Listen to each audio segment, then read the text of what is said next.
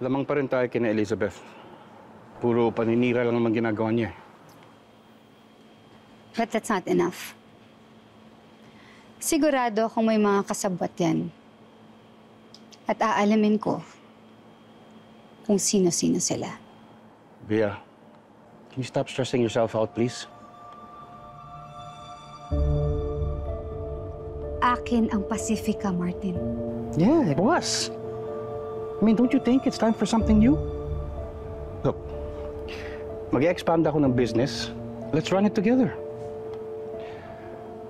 Sabay tayo nangarap.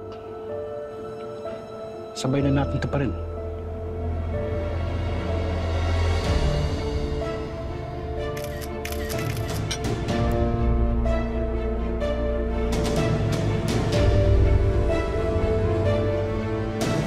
Kaloy. Nix, bakit mo sinusundan si Ma'am Via?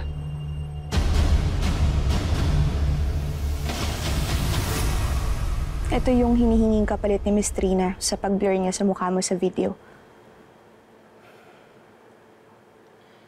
Parang saya niya, no? Selos ka? Masaya ako para sa kanya. Nix, mabait si Ma'am. Kaya ikaw, huwag kang magpapagamit sa mag-inang yun, ha? Mika? Carlos?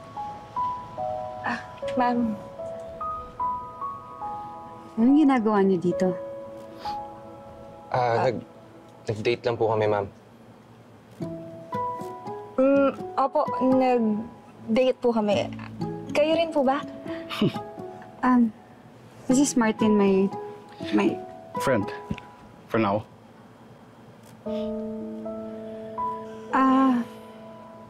Sige, maiwan na namin kayo. Enjoy your night. Nice to meet you, Sir Martin. Likewise. Bye See po, you, ma'am. ma'am.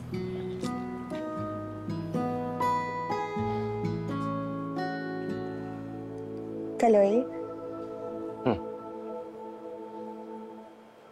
Yung kamay ko. Chancing ka na naman eh. Talaga ba? Ako? Eh, hindi ka rin naman bumitaw, di ba? Eh, ewan ko nga sa'yo. Ang higpit kaya ng kapit mo. Paano ko? O, isa pa. Ano ka ba? Tumigil ka nga.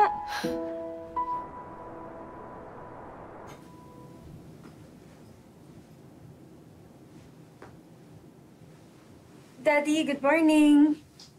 Good morning. Late ka na ata nakauwi kagabi, ah. Morning.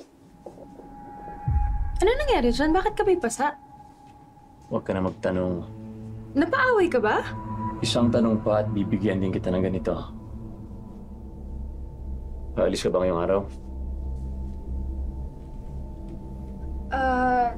Dadalawin ko sana si Kenneth pero hindi sumasagot si Andrea sa mga tawag ko. Si Andrea.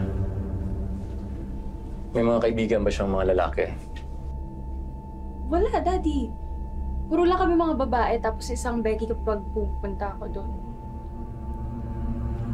Nasaan ang tatay ng anak niya? May boyfriend ba siya? Bakit bigla ka naging curious kay Andrea? Wala naman. Pakisabihan si Lydia na igawa niya ako ng kape. Sige na.